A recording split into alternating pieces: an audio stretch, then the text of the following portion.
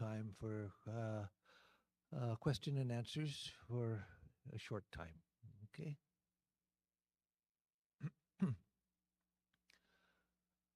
Om Ardram Jwalati Jyotirahmasmi Jyotirjwalati Brahmahamasmi Yohamasmi Brahmahamasmi Ahamasmi Brahmahamasmi Ahamevaham Mam Juhomi Swaha. Melting into the light, I am the light that shines. The light shines, the light which is Brahman. That which I am is nothing but Brahman. I exist and I exist as Brahman. I myself offer myself into the infinite light which is myself. Om Shanti Shanti Shanti. Om peace, peace, peace. Let us begin the guided meditation by taking 4 deep breaths. Breathe in deeply, exhale completely. Hold the lungs empty for a moment or two at the end of the exhalation.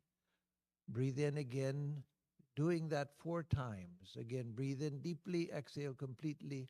Hold the lungs empty for a moment. Start again, doing that 4 times to calm the body and the mind.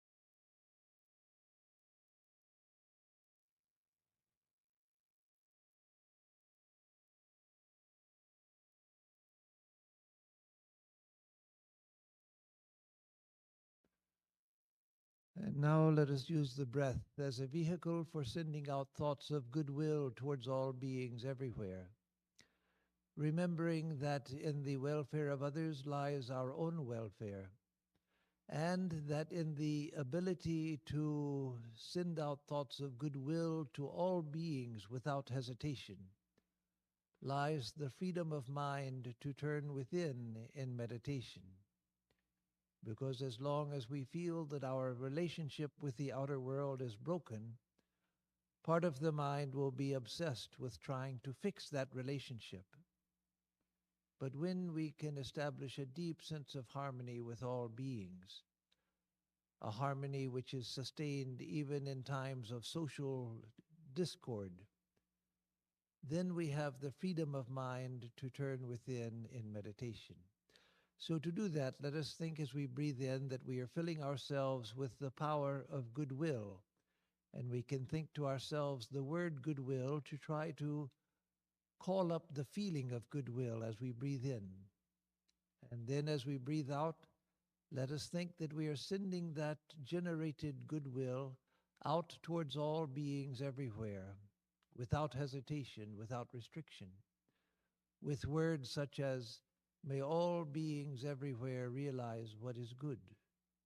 Breathe in goodwill, breathe out, may all beings everywhere realize what is good.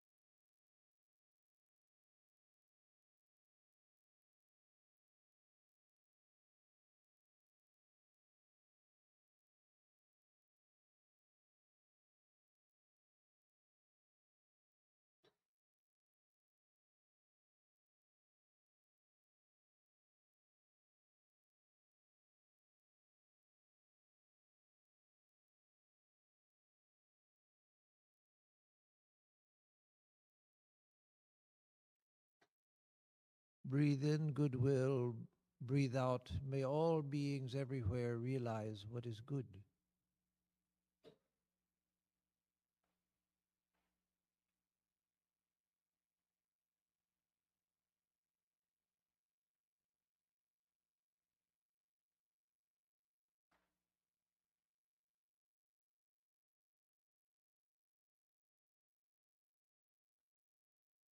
As you breathe, think that you are breathing not only through your nostrils, but through every pore of your skin. Breathing in the light of goodwill, the light of universal love into every cell of your body. Filling yourself, your body and your mind with the power of goodwill, universal love. And breathe that goodwill out through every pore of your skin towards all beings everywhere. May all beings everywhere realize what is good.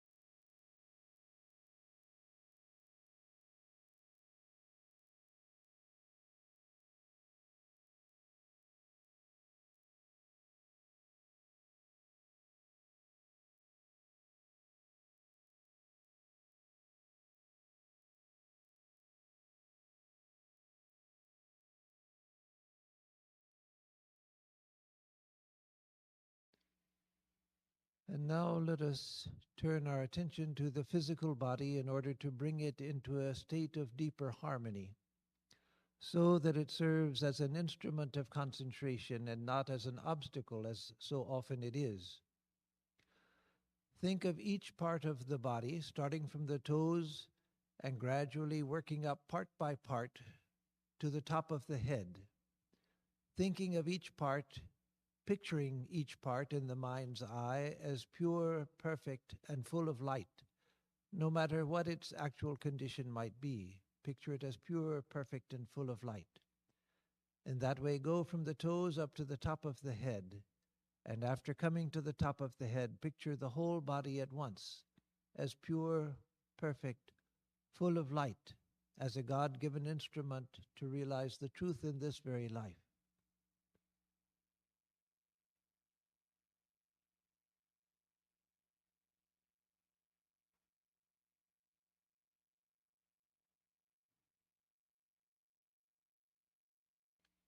Go from the toes gradually, part by part, up to the top of the head, each part pure, perfect, and full of light.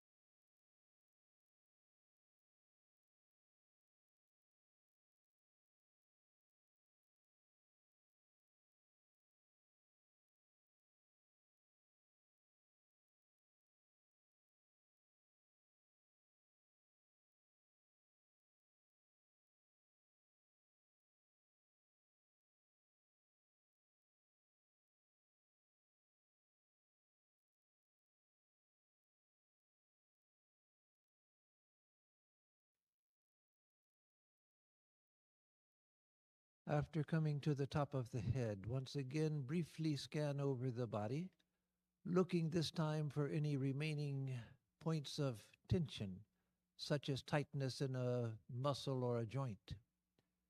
Send the light of your awareness into any such area of tension.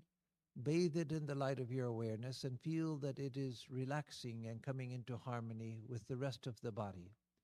Then return to picturing the whole body at once as pure, perfect, and full of light.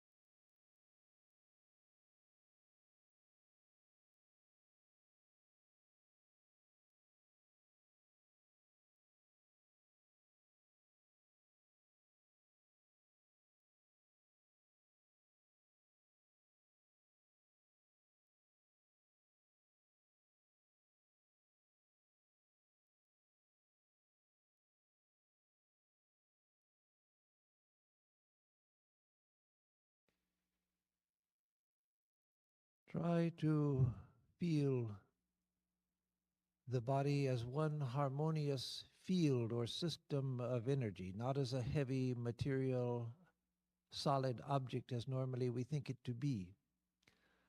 That is, when your eyes are closed and you are not looking at the body, you have a sense of the body's presence. You can feel the body, the sense, the tactile sense, the sense of touch. You can feel the body's presence. That slightly tingling feeling of the body's presence, the outline of the body, whereby you can feel areas which you can never see with the eye directly, such as the small of your back or the top of your head, but you can feel them directly. That sense of the body's presence when your eyes are closed is the experience of the body as a field of energy, a system of energy. But normally we superimpose the ideas of the body's materiality, its solidity, its heaviness. Try to feel the body just as one harmonious field or system of energy, nothing more.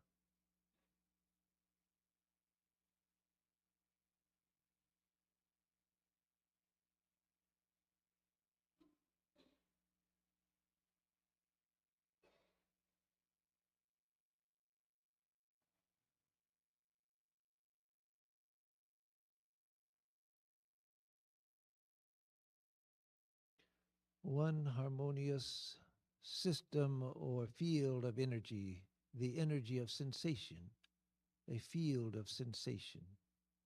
That's all that the body is.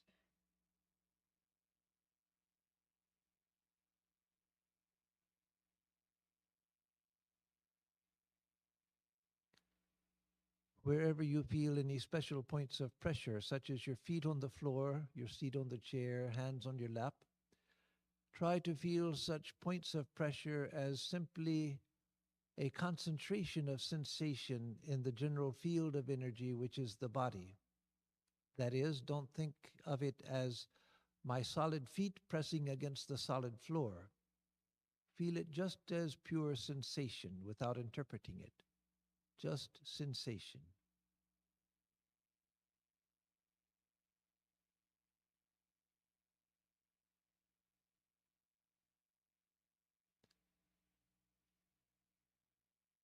And if you can feel the body as just a field of sensation, then you can feel it to be practically weightless and floating.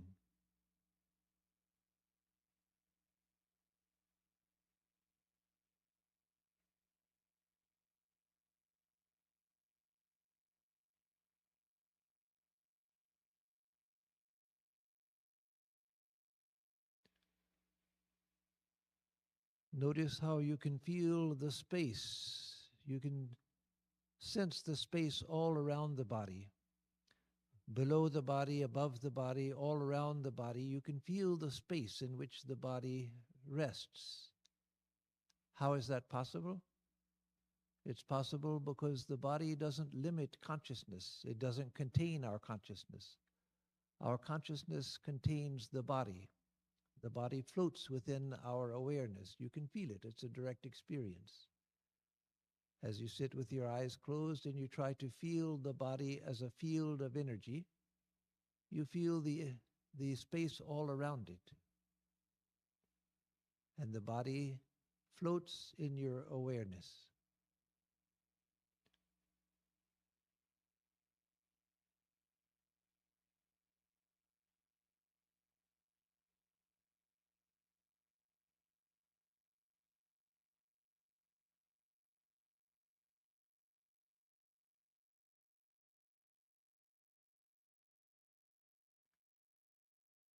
Now, finally, let's do a meditation on mantra. Many of you have received a mantra in initiation, and you can use that mantra as I explain in the following comments. Those who don't have a mantra that they use can use the mantra Om, the universal mantra Om. But if you have a mantra which you use regularly, use that. So, first, once again, feel the body as we were before, as just one harmonious field of energy, as that vibrating presence that we feel when the eyes are closed.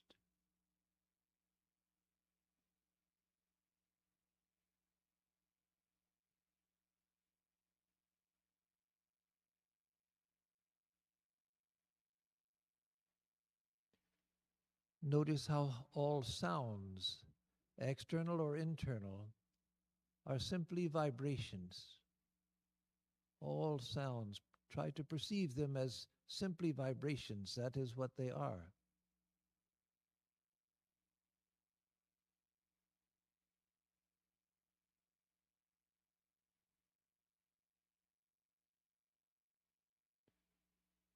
The sensation of the body's presence, that field of sensation which is the body, is vibration. Sounds are also vibration. And now try to feel your thoughts, whether images or words or memories or emotions, that your thoughts also are simply waves in the lake of the mind. That is, your thoughts also are simply vibrations in the mind. Try to feel them as such, as simply vibrations.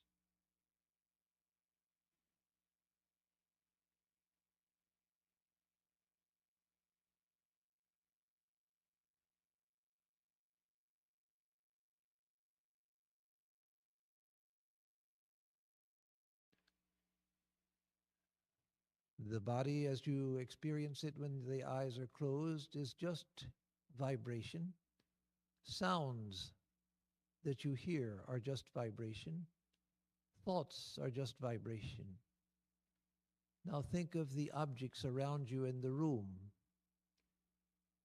They also are simply vibration at the atomic and subatomic level and at the level of light as we perceive them. They're nothing but vibration. Try to feel the objects around you, their presence around you, as simply vibration.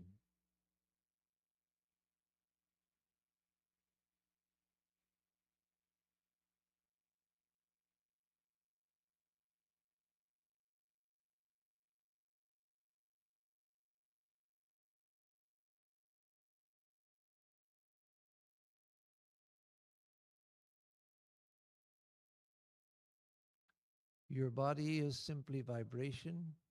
Sounds are simply vibration. Thoughts are nothing but vibration, waves.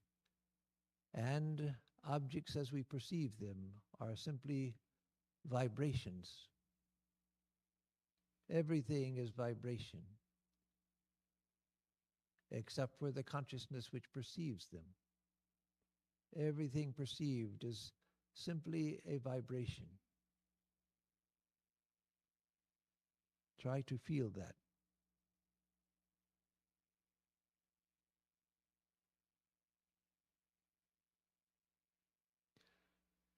Now repeat your mantra mentally, thinking that it rises from the depths of your own heart as a fountain of sacred sound, a fountain of sacred vibration, vibratory sound that rises as a sacred fountain and bathes your entire being, your mind and your body in its sacred vibration.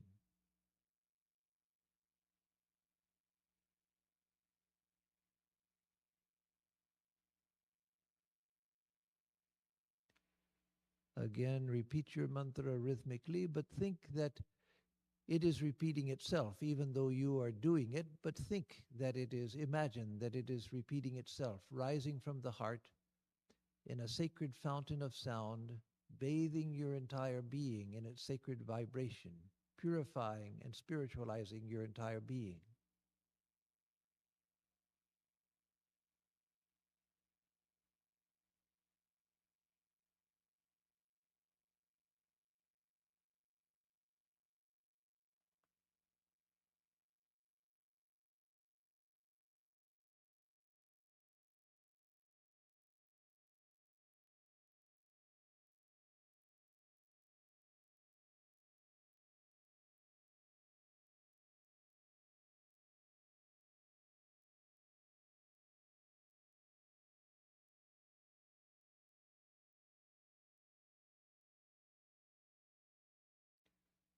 When thoughts arise, don't try to fight them.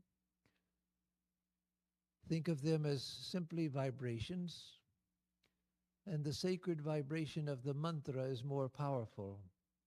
And the thoughts melt into the vibration of the mantra, and only the mantra remains.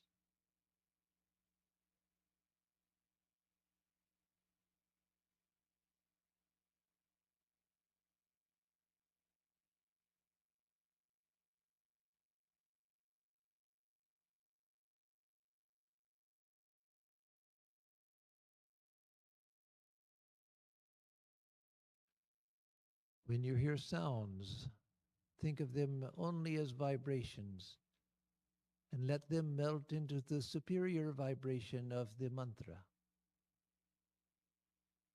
Everything dissolves into the vibration of the mantra.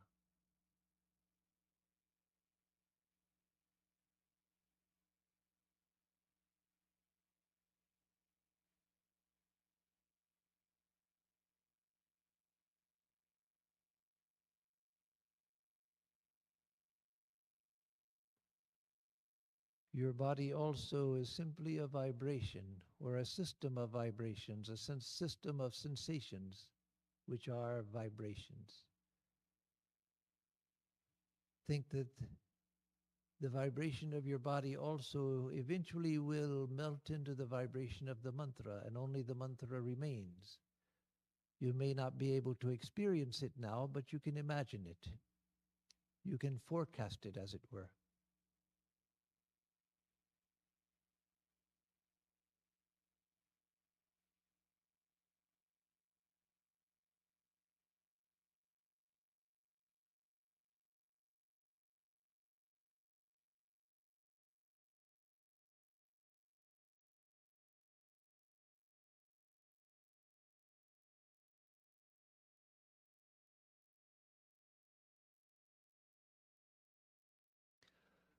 There was a sadhu who lived in the Himalayas in the first half of the 20th century. He taught his disciples to repeat the name of Ram, Sri Ram, and would tell his disciples to melt into the mantra itself, to become the mantra itself. One day a disciple asked him how far that identification with the mantra could go. The sadhu said, "Put your ear to my arm." The disciple did so and heard the body of the sage vibrating Ram, Ram, Ram. That's a very helpful image to have in mind as we repeat the mantra. Think that your thoughts, your sense perceptions, your body itself, your identity, all are being taken up into the sacred vibration of the mantra, which carries you to the divine.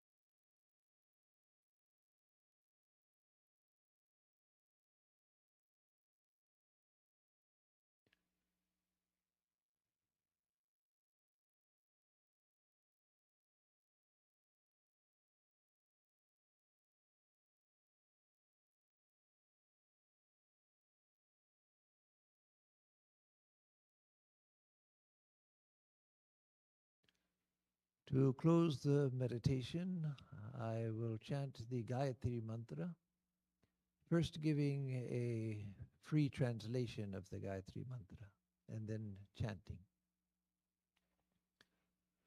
Om. We meditate on the effulgent glory of that infinite being who has projected the three worlds. May that illuminate our hearts. Om Bhur Swaha Tatsavitur Varanyam Bhargo devasya dhimahi dhiyo yo na prachodayat. Om.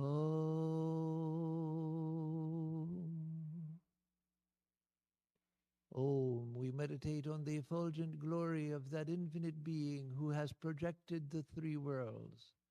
May that illuminate our hearts. Om.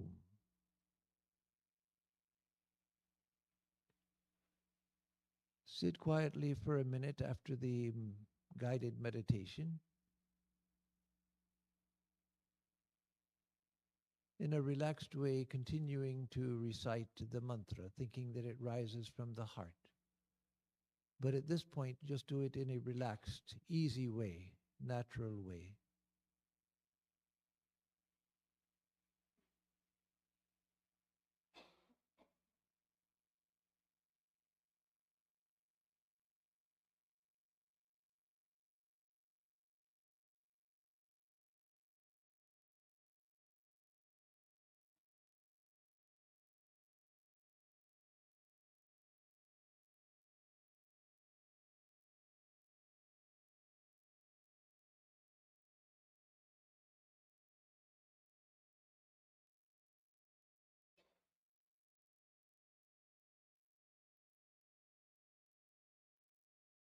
Om Shanti Shanti Shanti Harihi Om Tat Sat.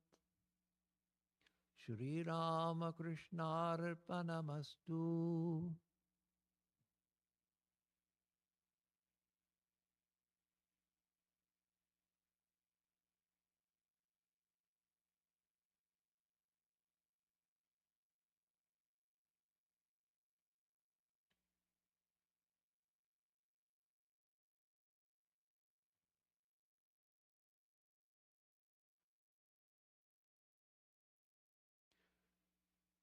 So the repetition of a mantra, mantra japa, is a practice which, as you know, is highly recommended in the Hindu tradition in general, and in our tradition, the Ramakrishna tradition in particular. Sri Ramakrishna himself recommended it highly. The Holy Mother recommended it very highly as well, Swami Brahmananda. And there are several reasons for the prevalence of the practice of mantra repetition. You find it also in some aspects, especially the Eastern tradition of Christianity, Eastern Orthodox tradition. You find it among the Sufis of Islam. You find it among the Buddhists. In particular, the Tibetan Buddhists are famous for it, but not only the Tibetan Buddhists, in China and Japan also. In fact, we think of the Zen masters as performing a very severe form of Advaitic, non-dualistic meditation, which, yes, indeed, they do. Very beautiful forms of meditation that they have in Zen Buddhism. But you find, especially among the Chinese masters, the original Chinese masters of Zen Buddhism. Zen is the Japanese version of a tradition from China, Chan Buddhism, as it's called in China. There you find the Zen masters, the Chan masters, doing japa with a mala. And so it's a tradition which is very sacred to many traditions. Why? For one thing, it's something that all of us can do. Anyone can repeat a mantra. If you are able to use language, you can use a mantra. It's not difficult. But it's easy to do, but very, very effective. Not quickly. We all want quick results nowadays.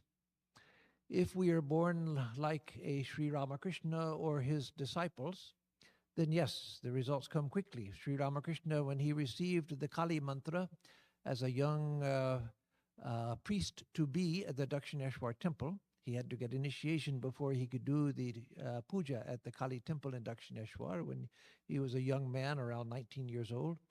He received the mantra, and immediately when he heard the mantra, he went into ecstasy, lost all outer consciousness. That doesn't happen to us. So for us, it takes time to awaken the mantra. Swami Vivekananda at Kashipur, Sri Ramakrishna gave him the Rama mantra. And Swami Vivekananda went into ecstasy, receiving the Rama mantra, and ran around the Kasipur garden house all night long, shouting Ram, Ram, Ram in ecstasy. So Sri Ramakrishna was so happy, he told everyone, last night, my Noren, the whole night he was running around the house, chanting, calling Ram, Ram, Ram. So for them, the mantra awakens consciousness right away. For us, we practice it for years. We practice for years, steadily practicing. But it's not that it's doing nothing during those years when we practice it and don't feel, we're not going into ecstasy, we hardly feel anything. No, with every repetition, it's doing something. It's doing something. It's purifying the mind, the body, and the unconscious mind. And that's why it takes a long time, because the unconscious mind is where all of our memories and tendencies and impulses from this life and all past lives, everything is stored there in the unconscious mind. That's the repository of all of our karma. All of our memories, all of our tendencies, all of our impulses are there in the unconscious mind. So there's a heavy weight of karma in the unconscious mind. So it takes repeating over and over and over again. But every time you repeat the mantra, you're helping yourself. You don't see it right away. Holy Mother was asked about that. That, Mother, I've been practicing the mantra for several years, but I don't feel anything. And she said, well, you feel it right away. If a man were lying in his bed at night and went to sleep, and 4 men were to come and take the bed, one person taking each post of the bed, and they were to pick it up and carry it for a long distance all night, walking all night to a long distance. When the person would first wake up, they would think, I'm still here in my bed. I'm lying here in my room, in my bed. It would take some time before they slowly open their eyes and things look a little funny and they're slowly trying to wake up. And then they notice, I've come so far from where I went to sleep. So we're like that. And japa is like that. We don't see the changes that are going on, but the changes are there.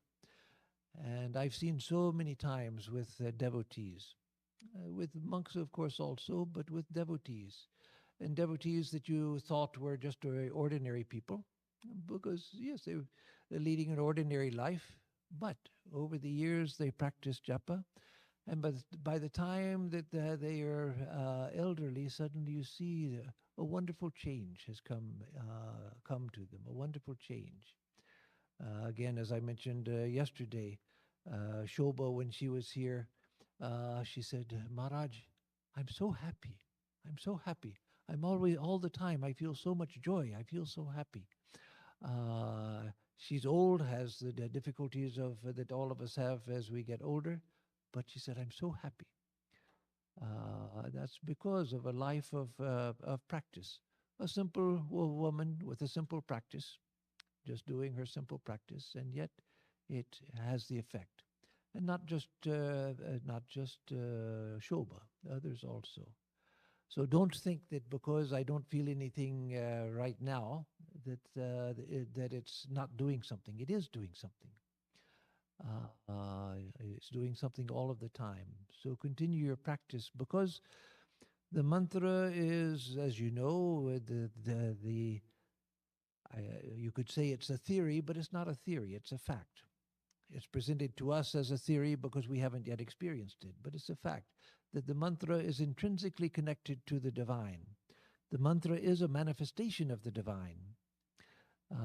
Some of our gurus, when they give the mantra, they say, know that by receiving the mantra, God has been given to you. God has been given to you in the mantra. So that's a tremendous thing. In this simple sound or simple phrase of sounds,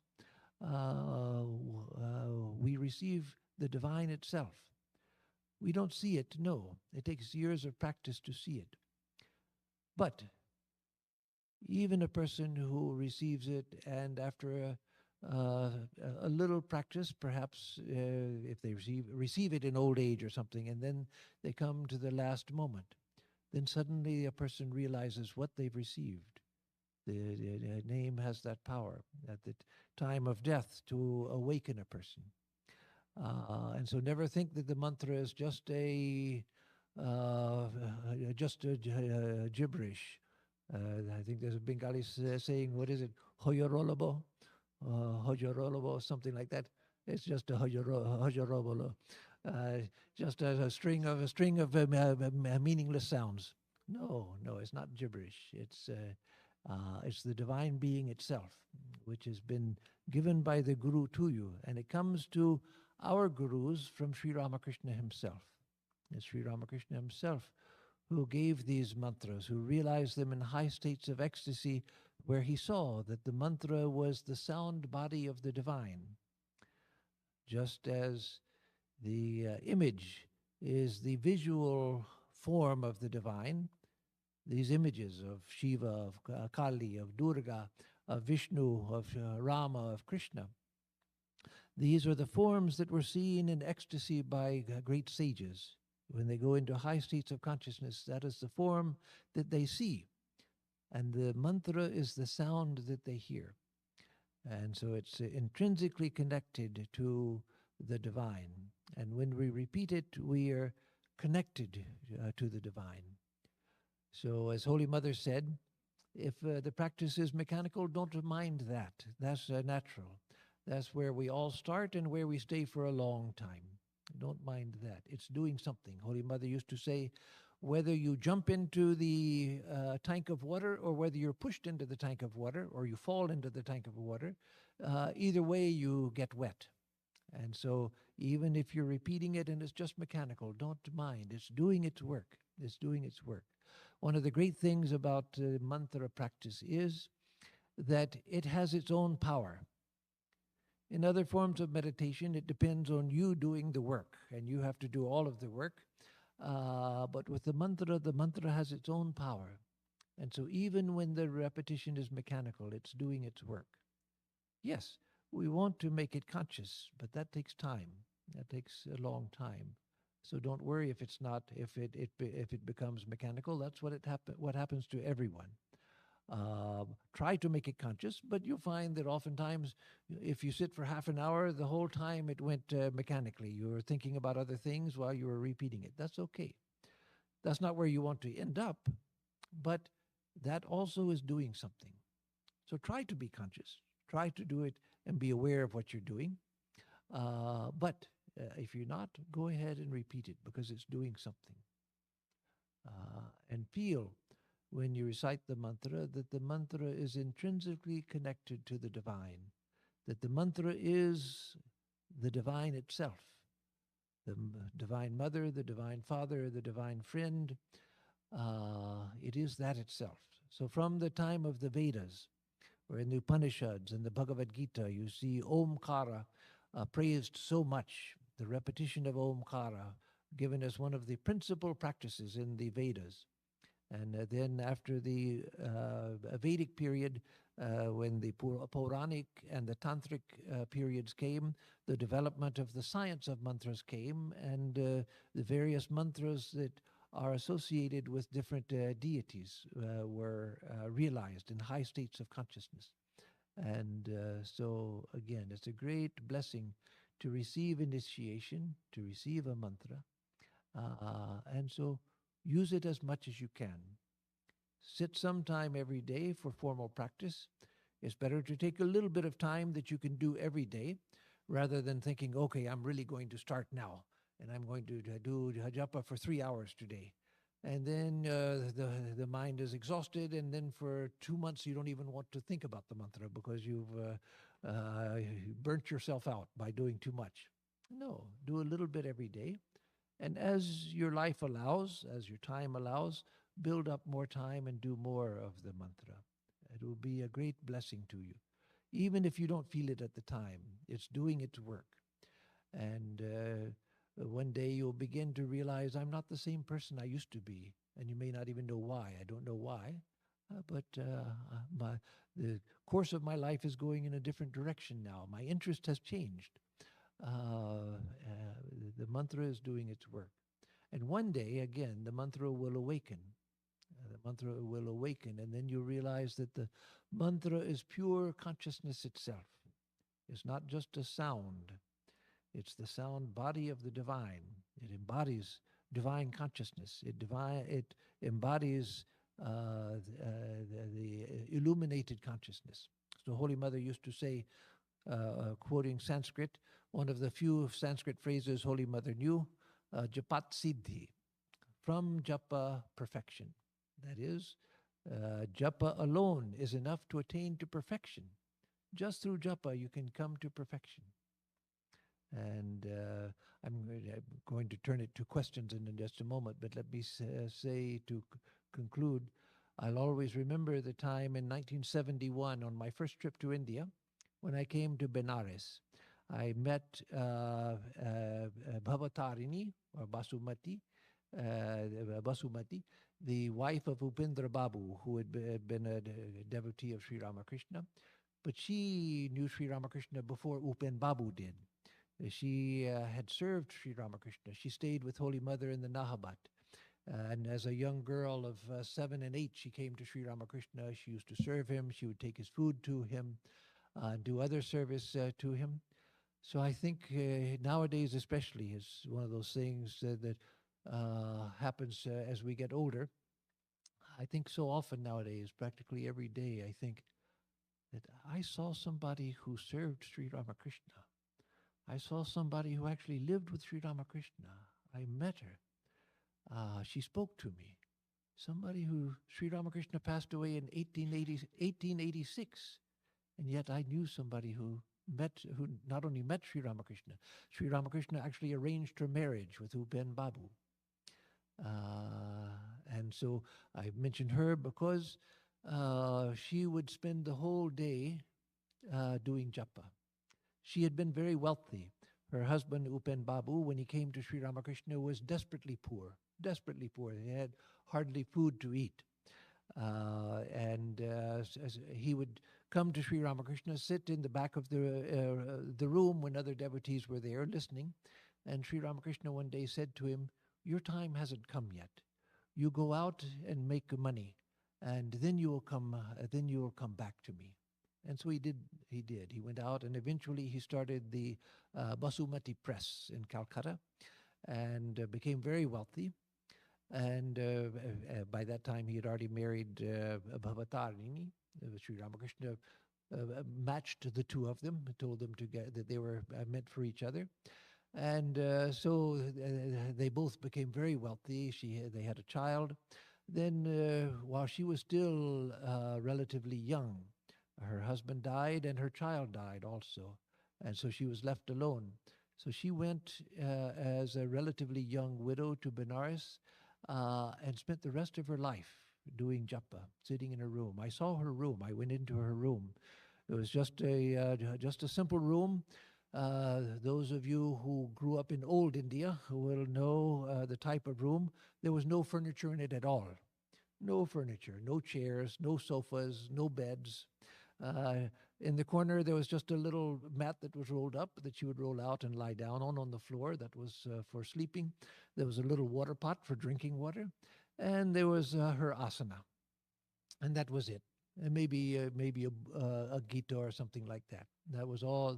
That was all of her possessions. So she'd given up everything and lived in this simple room and would do her japa. The next year after I met her, some more brahmacharis went from Chicago, where I was living at the time, in the ashram. Some more brahmacharis went, and they went to see her also. But they were told by someone at the house that she's not available because she's prepared. They went on the day of Shivaratri, and she's preparing for Shivaratri. So the brahmacharis thought that, she must be polishing vessels and chopping fruit and doing things like that in preparation for doing Shivaratri. So they asked the Swami who had taken them, so she's getting ready for a puja or something? And he said, no. Getting ready for Shivaratri means normally she does japa all day, But for Shivaratri, she does even more japa. So getting ready for Shivaratri meant that she was too busy doing japa even to stop for a little bit to receive a visitor. So when I met her, she was 102 years old. So she would just take a little glass of milk and a little fruit. That's all that she ate every day, a glass of milk and a little fruit, and the rest of the time she'd sit on her mat doing japa. So that image is a wonderful image in the mind. So yes, don't worry if japa seems mechanical. It's doing something. It's doing something. And great people like that realize the fruits of it. And I've seen many people who, by the end of their life, they realize that, oh my goodness, this was a wonderful thing that I've received. This is what carries me across the ocean of samsara. It's the boat that carries me to the other shore. So let me see if there are any questions. We're going to stop a little early tonight because I and several others have to leave early in the morning, leave here at 5:30 in the morning to go to California for a retreat. But I'll take 2-3 questions. Deepak. Swamiji, in Salt Lake City, there is a ISKCON temple. There in the bulletin board, I saw something and I'll ask you from that. It was about the world's religious scriptures. So it says that Quran came in about 1500 years back, then Christianity 2000, then Buddhism, I think that is Torah, 2500, then I think Mahabharata and Gita 5000, Ramayana 1.7 million, and after that I get totally lost. It says Upanishads 1.3 trillion years, and Vedas more than 1.3 trillion years. So my question is, if you could talk to us a little bit about how Vedas and Upanishads existed and what is really their age. Yes. Well, first let me say that no one really knows their age. There are scholars who project a date, and Western scholars have traditionally put it as recent as possible, because the Western prejudice has been that civilization started with the Egyptians and the Mesopotamians and the Sumerians and so forth, so there couldn't have been civilization before that. Since in India being a tropical country and not a desert country, most of India, not a desert country like the Middle East, things were not preserved. Even the writing material, the Vedic tradition was an oral tradition, so it was preserved from mouth to mouth, from mouth to ear, memory to memory, passed on orally and not written down. It was only written down in recent history. And so there are no, unlike the biblical texts and Sumerian texts and things, there are not written records preserved in India from very ancient times, because even if they had written, they would have written on material that would not last in a tropical climate. And so it's easy to say that, well, India doesn't have as ancient a history as the Sumerians and so forth. But there's no reason to think that that is true. There's other evidence that the Indian tradition is very, very ancient, and the Vedas are among the oldest scriptures in the world, and perhaps the oldest. Now, as far as what they put in the ISKCON temple that you saw, I don't accept that, because that's taking mythology as history. Mythology is important, and the ideas enshrined in the Puranas and so forth, those are important. But many of the numbers given in the Puranas were symbolic numbers, like 84,000. Krishna consciousness tends to be, or it doesn't tend to be, it is. And I have respect for them. I don't mean it as a criticism, but it's necessary to clarify this idea. They are like Christian fundamentalists. If it's mentioned in the Srimad Bhagavatam, especially, because that to them is the fifth Veda, it's more important than the rest of the Vedas, the Srimad Bhagavatam. If it's mentioned in the Srimad Bhagavatam, it's literally true. But no, mythology is not history. It was not meant to be history. It's meant to illustrate higher truths. It's telling higher truths through the stories of great heroes.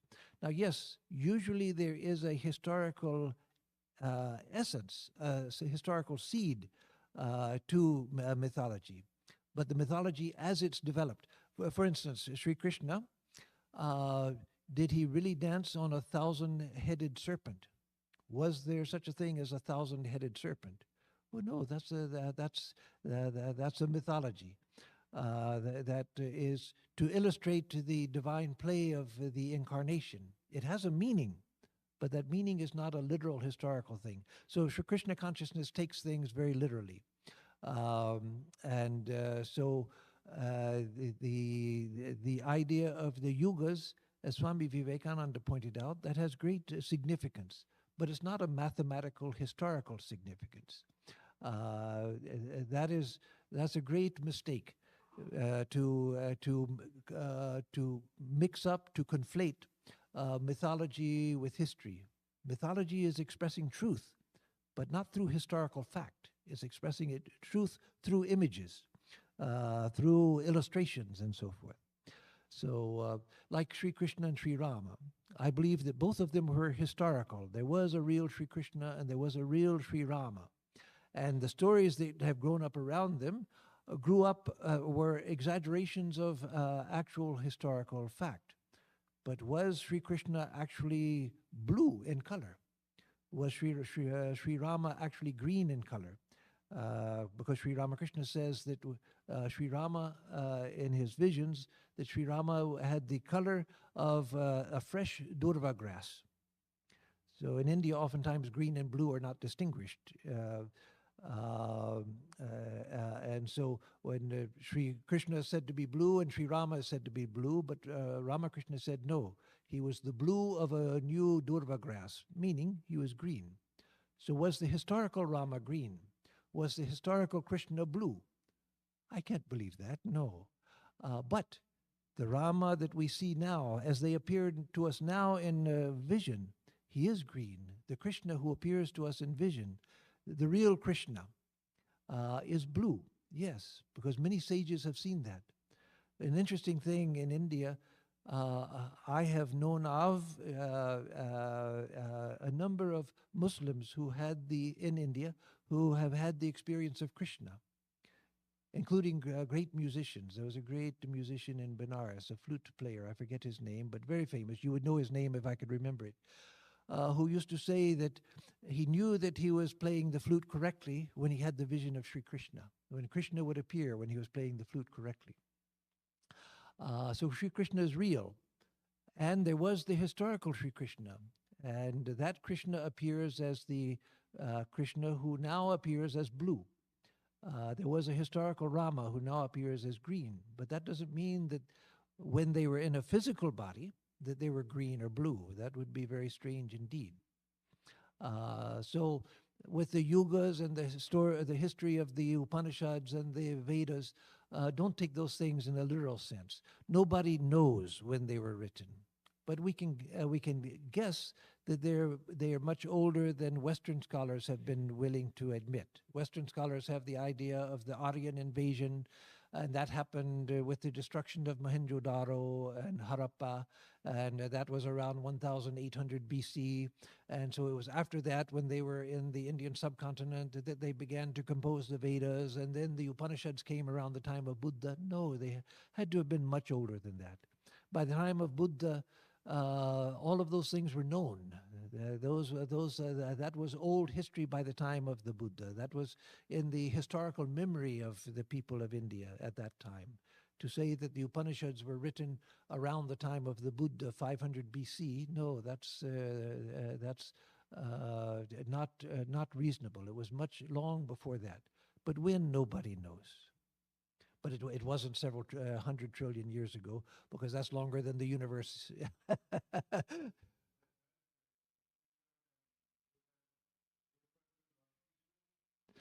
There's Krishna is mentioned in the Chandogya Upanishad, but only Krishna, the son of Vasudeva, is mentioned. That's all that's mentioned, nothing else. So the story of Sri Krishna develops with the Puranas. So there must have been a memory of Sri Krishna that was passed down, because the story of Sri Krishna is from the Vedic period. The Mahabharata happened during the Vedic period. The Ramayana happened before that, during the Vedic period. And so it was very ancient, thousands of years ago, not 1800 BC, after 1800 BC, as Western scholars have said. The whole idea of the Aryan invasion of India, there's not a good reason for believing in the Aryan invasion. So it goes back thousands of years before that. In the Vedas themselves, there are mentions of astronomical observations. They say when the such and such stars were in conjunction in the sky. And you can date those positions of the stars. And so some of those go back to 4000 BC. So at least by 4000 BC, the Vedas were, the Vedic period was there by 4000 BC, and probably before, because that's just the oldest mention of a stellar conjunction that we have from the Vedas, and that can be dated to over 6,000 years before right now. So they're very old, but that idea of taking the symbolic numbers from the Puranas and taking them as historical numbers and trying to calculate backwards and saying that the Vedas were composed 1 trillion years ago, that's ridiculous. That's where we begin to lose common sense. If somebody can show evidence that that's possible, but that's far older than the projected age of the universe.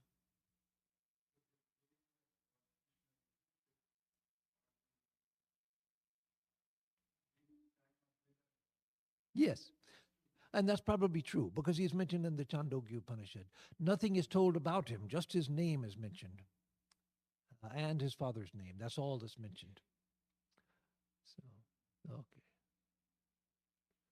So, well, we'll have to stop now. So let me just close again by saying what a delight it is to see all of you, to be here among you, to be here back home among you, and to say once again, to have faith. Don't lose faith. We all have to go through difficulties, and groups sometimes have to go through difficulties. But the center will survive. The center is alive. Sri Ramakrishna is alive here in the center.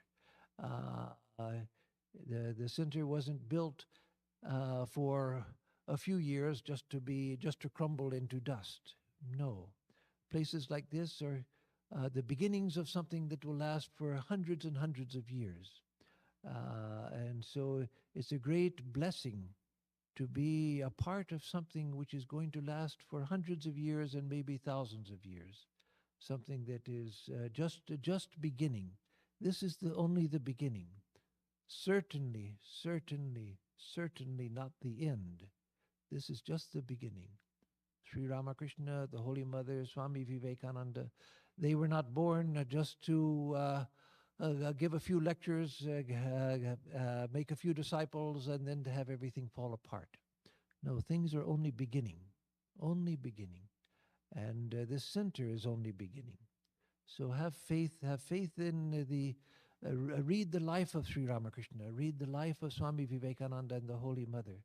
That will give you faith in the power of these great people who have come to redirect the history of the world.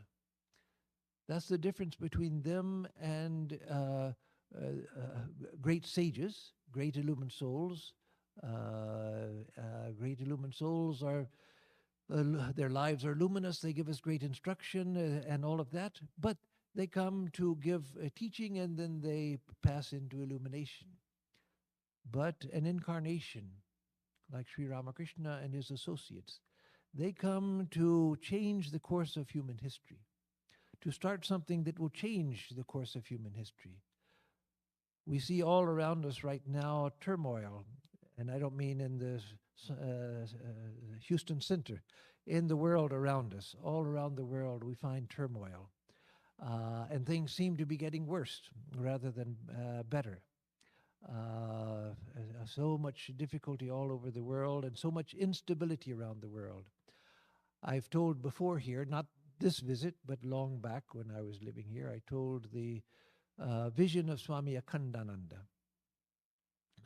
Oh no, no, the vision of Swami Advaitananda. There's another vision of Swami Akhandananda, but this is a vision of Swami Advaitananda, Gopal Da, Buro Gopal, Elder Gopal, the disciple of Sri Ramakrishna, older than Sri Ramakrishna himself in age. So years after Sri Ramakrishna had passed away, Buro Gopal, Swami Advaitananda, he had a vision of Sri Ramakrishna. He saw Sri Ramakrishna walking down the path towards him with a gada, a mace, the military club that was used in warfare all over the world at one time, the big club that was used, Gadadhara, he's the holder of the gada. And so he saw Sri Ramakrishna walking down the path holding this military mace. And he looked like a pahalwan. He was big and strong, like a bodybuilder. And so Swami Advaitananda said, Thakur, I don't recognize you. Who are you? Because he looked so completely different. But he knew it was Thakur. He said, Thakur, I don't recognize you. Who are you? And Sri Ramakrishna said, I am Gadadhara, come to destroy, so that the new can come up. So what we see now is the destruction which is going on all around the world. That has to happen before the new can grow up. In 2008, when there was the big economic crash, at that time the biggest economic disaster since the Great Depression in 1929. It wasn't as bad as that, but it was the closest thing to that had happened since 1929. I thought that now with such a huge economic crash, that people are going to realize that the old economic system is not working, that we have to rebuild, we have to reconceive the economic system. But no, what always happened. People put Scotch tape on everything to hold it together so it could keep going, because that's what everybody knows. That's what is safe. That's what we know. That's what we're used to. So keep it going. Keep it going. Just put Scotch tape on it. A little Elmer's glue, a little Scotch tape, duct tape, and we're good to go. But no, things have to fall apart before the new can grow up. And so for those of us who are devotees of Sri Ramakrishna, we can look to that the new is already springing up in different places. And in time, that will become more and more visible.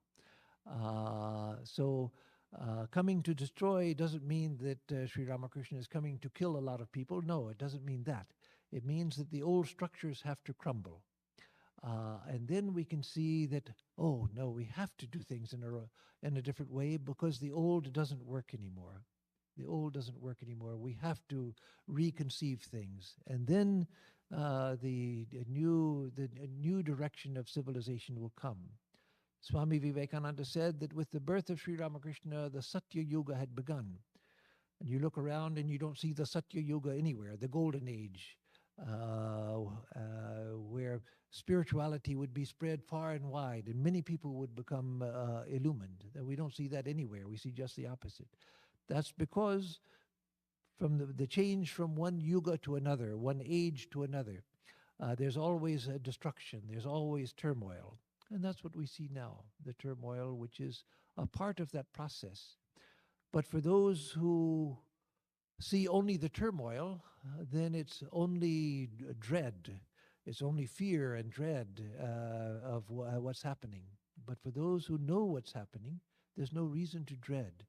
This is a part of the divine process, a necessary part, which is a hopeful sign. It's bringing the sign that we're coming to the point where we have to reconceive things.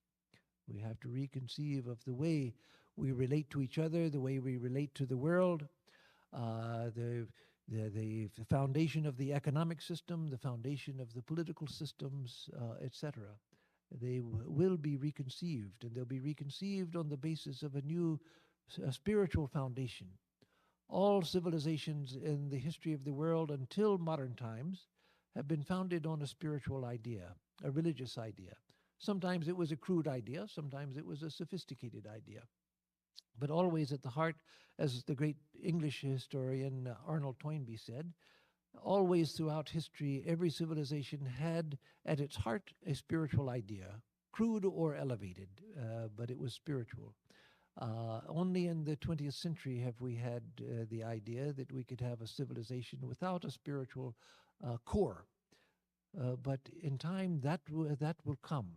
That will be provided, not by beating people over the head with the Bible, beating them over the head with religious books, whether it's the Bible or the Vedas or the Quran. No, that's not the way it will come. It will come from within. Swami Vivekananda said that this time, with Sri Ramakrishna had awakened the Brahma Kundalini. The Brahma Kundalini. He said that for the first time in history, Sri Ramakrishna had awakened the Brahma Kundalini. That is, in each one of us, there's the Kundalini, the spiritual power, which awakens and takes us to spiritual illumination. The Brahma Kundalini means the Kundalini of the whole world. The Kundalini of humanity has been awakened. And that will take time to manifest. We don't see it yet. We see the opposite because we see the reaction. So much fundamentalism around the world. We find in different religions so much fundamentalism going on in the name of religion. Why?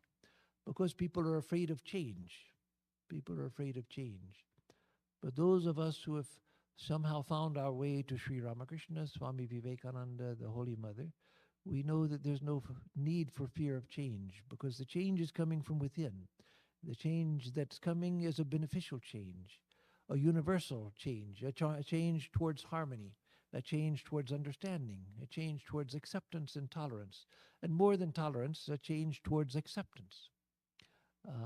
So let me close by praying that Sri Ramakrishna, the Holy Mother, Swami Vivekananda bless us all and bless this wonderful center which has come about through the sacrifice of so many people for a number of years, starting from the beginnings of the 1980s with, what's her name? Mohini Sindwani, whom I used to know before she came to Houston. I knew her when she was in Michigan. I used to drive her from, at least once I drove her from Chicago up to the Ganges monastery and knew her very well. So she started the Vedanta work here, and then people like Shobha came, and gradually all of you have come. Some of you a long time ago, and others recently. So it's the center, even though it began 1980, sounds like a long time ago, 80 or 81, sounds like a long time ago, but in historical terms, that's very recent. So the center is still a baby center, but babies grow up. And this center will grow up also into a wonderful institution that will bring goodness and light to many people. So have faith. Have faith. Sri Ramakrishna, again, his work can't be destroyed by the foolish actions of one or two people. That's impossible. His work is here to stay. So I'll give a closing chant.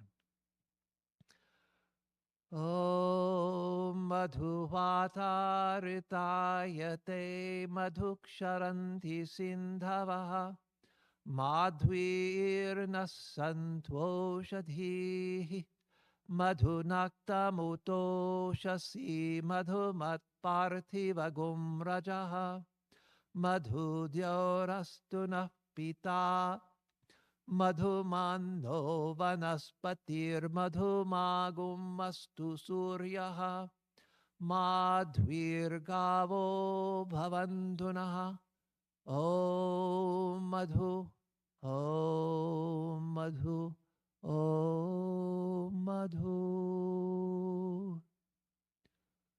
For us who seek the truth, and for all beings, may the winds blow sweetly, may the rivers flow sweetly, may the herbs yield us sweetness.